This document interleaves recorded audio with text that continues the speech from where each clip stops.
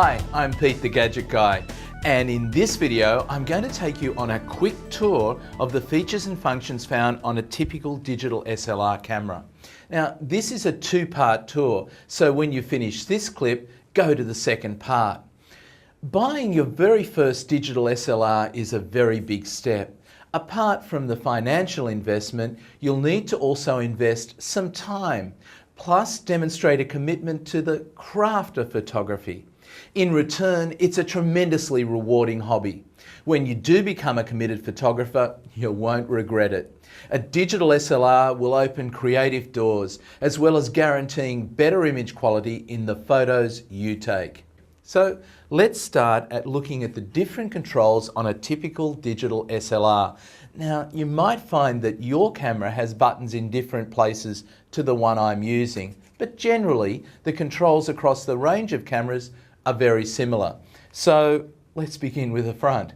There isn't much here except for the lens release button, the manual flash button on those cameras that have a built-in flash, and the trigger. Actually, this is the most important button on the camera. It's the one that takes the photo. All digital cameras have a two-stage trigger. Half depress it and it activates the camera's functions such as focus, exposure, white balance assessment, and any of the other functions you've engaged. Depress it all the way and the shutter is engaged, snapping your photo. The only dial here is called the control wheel, or in some cases the jog wheel. This control is usually placed near the shutter button or on the back of the camera, so it can be operated easily by the index finger or thumb of the right hand. Some digital SLRs have two control wheels. For example, a single control wheel can change both shutter speed and aperture settings on some cameras, while on dual wheel cameras these functions can be split. Depending on the selected mode, the control wheel can change filters, flip between various white balance settings, and adjust other camera parameters. I guess I should also mention the hand grip. The hand grip gives you something solid to hold and helps position your fingers over the shutter release and other controls on the right side of the camera. As digital cameras grow in sophistication, the size of the hand grip grows proportionately. Okay, that was easy. Let's look at the top of the camera. There's much more action here. In the middle is what is known as the hot shoe. This is where you can add an external flash or other equipment. It's called hot because it can communicate with the device inserted in it to accept or feed picture-taking data between the camera and the device or vice versa. Also located here is the camera's flip-up electronic flash. The electronic flash on digital SLRs flips up, so it's as far from the lens as possible. This reduces the red eye effects, which are more noticeable when the lens and flash are located close together. You can also disable the flash using your camera's controls. Built-in flashes are adequate, but for best results, consider matching one of the manufacturer's dedicated external flash units with your camera. Depending on your camera, the critically important mode dial will either be on the left or right side of the camera. It's important to understand what the various modes and their hieroglyphs mean. If you're just starting with your digital SLR, we recommend using the camera's auto modes. This will allow you to become comfortable with the myriad other functions before venturing into the creative world of manual control. You should also set the camera's lens to autofocus. Generally, there are two auto modes for shooting on a digital SLR: full auto and then program mode. Full auto is usually denoted with a green symbol. When engaged, the camera makes all the decisions for you. All you need to do is point and shoot. Program mode allows you more control. It lets the camera make some decisions for you, but also puts three things in your control: the flash, the ISO value, and the white balance.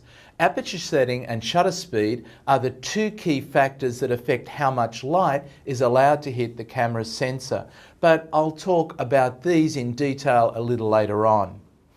In program mode, the camera is still choosing these settings for you, but sometimes shutter and aperture settings alone are not enough to pull off the photo you're looking for.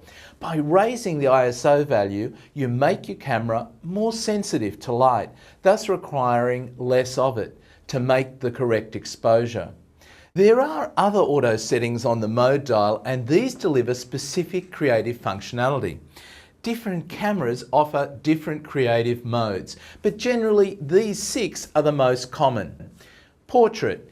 This sets the image colour for skin tones perfectly, as well as the f-stop to ensure a limited depth of field.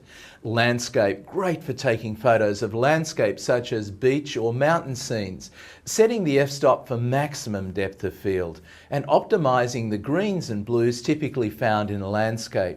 Macro or close-up, this is for photographing small objects so they fill the whole frame. Sports, this should be used when you want to photograph a fast-moving object. It adjusts shutter speed to reduce or eliminate blur.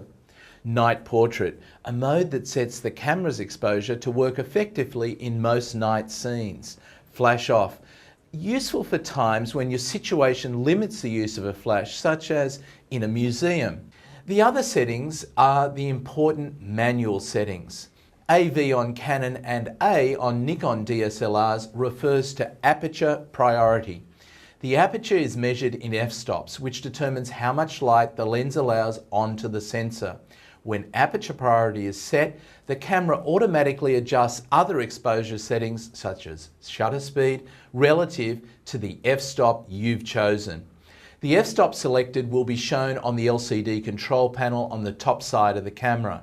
Aperture priority mode is ideal when you want direct control over the depth of field of your photographs.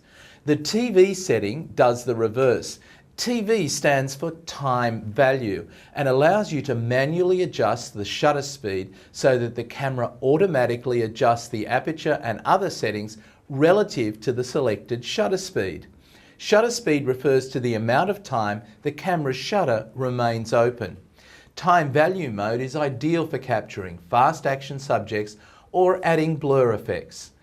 M stands for full manual mode. Manual mode allows you to set both the aperture and shutter speed separately. This allows for the ultimate in photographic creativity and delivers full control over exposure.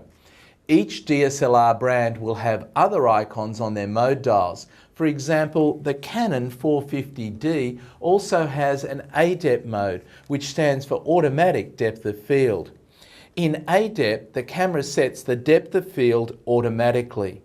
When the camera is set on ADEP, you don't need to set an aperture f-stop, as the camera does all this for you. You may also find other icons such as custom modes shown by C1, C2 and C3 settings. These allow you to develop customized camera settings and access them quickly. On the other side, you'll find a series of buttons and an LCD control panel. Some DSLRs, mainly the high-end ones, still use a top-mount monochrome display, where the most important camera settings such as aperture, shutter speed, ISO, shots remaining, battery life, and exposure compensation can be assessed at a glance. Other cameras do not have such a control panel and completely rely on the rear LCD monitor to display this data. If there are buttons next to the LCD control panel, they control a number of the camera's most used functions. These buttons may control such things as the metering and white balance, the AF mode and drive mode, plus the ISO and exposure compensation. These double up because of the dual control. The first function is accessed with the control wheel next to the shutter, and the second function with the scroll wheel on the back of the camera's body. That brings us to the end of part 1 of the camera body tour. In part 2, I'll take you through some of the treasures on the back of your camera.